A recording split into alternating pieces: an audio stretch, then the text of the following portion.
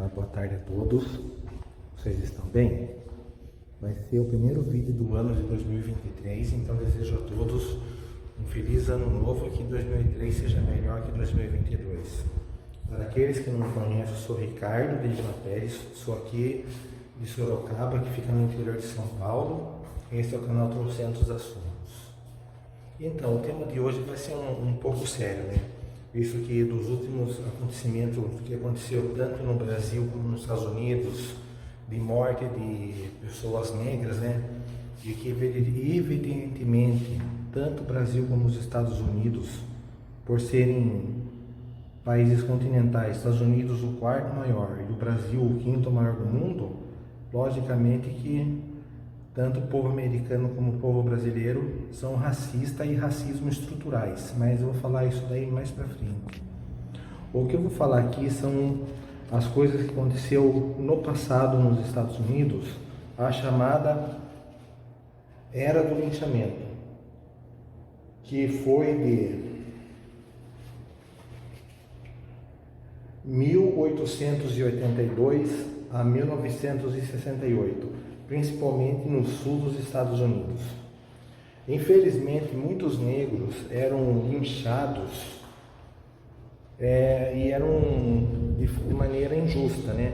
Às vezes porque esbarrava numa pessoa branca, às vezes acusado injustamente de vadiagem, de roubo, ou por simplesmente se recusar a sair do banco de ônibus ou de tirar a carteira, por motivos banais e de cunho racista, né? Que não existe outra palavra para determinar isso daí, né? Esses anos de 1882 a 1968, a chamada a era dos linchamentos racistas, a era racial,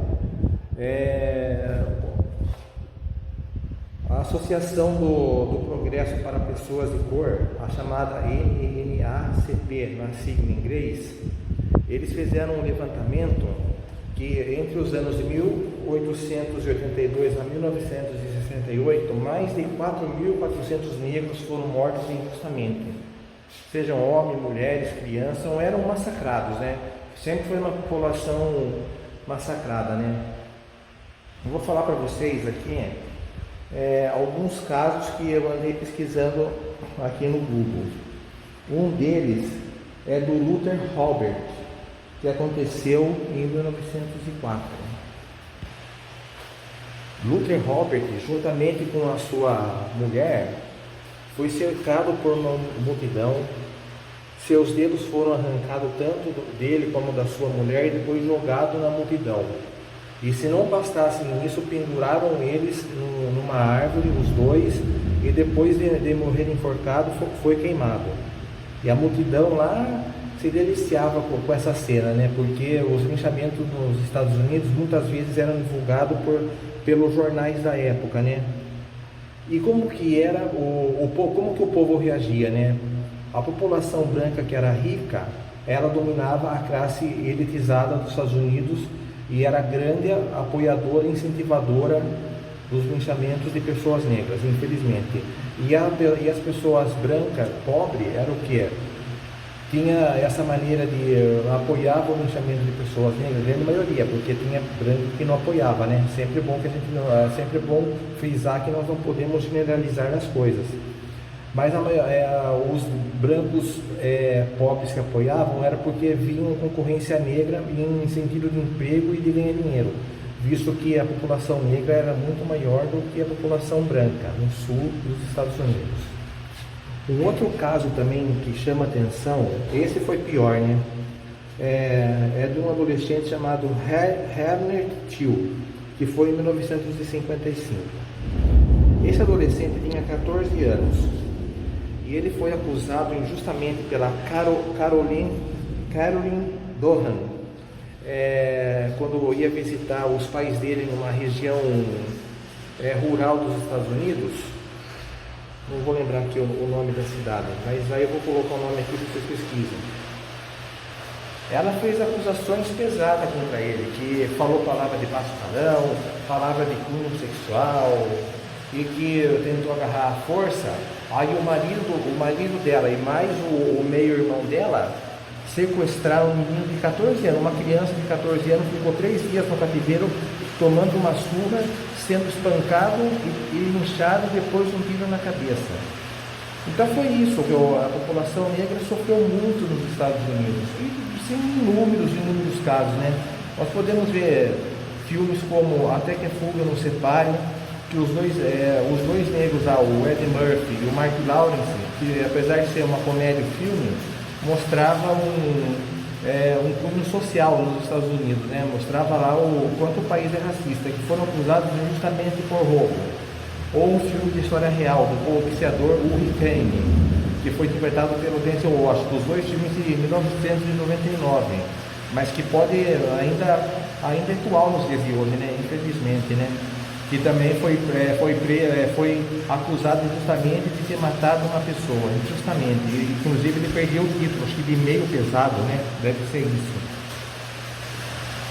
E vou encerrar aqui, em 1917, como a população negra estava crescendo nos Estados Unidos, houve um massacre na cidade de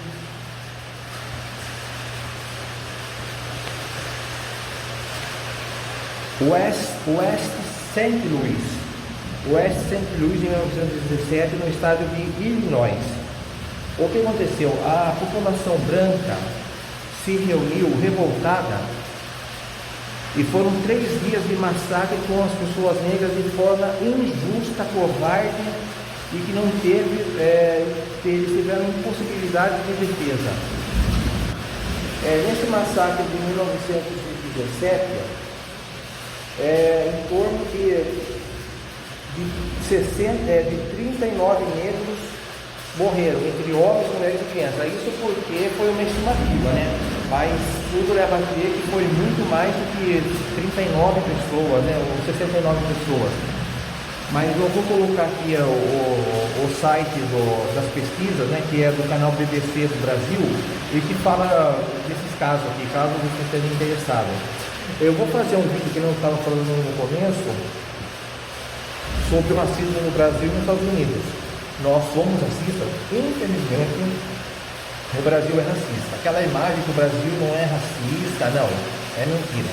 Tanto é que nos estádios de futebol os jogadores são xingados, jogos de basquete também, às vezes a pessoa é discriminada por apenas ser negra. Nos Estados Unidos também, racismo estrutural, como eu falei, porque são 2 países continentais, Estados Unidos o 4º maior, o Brasil o 5º maior do mundo, logicamente, que não dá para controlar, né, países de milhões de pessoas, né, então, mas por que os Estados Unidos, tanto os Estados Unidos e o Brasil são países racistas? Isso daí eu vou falar em outro vídeo que eu vou fazer no futuro, mas infelizmente é esse o vídeo de hoje, né, os tristes casos de linchamento nos Estados Unidos, né? Lembrando que os Estados Unidos está certo que é o país mais desenvolvido do mundo, é o país mais rico do mundo, mas que ainda tem essa cultura atrasada em relação às pessoas negras, né?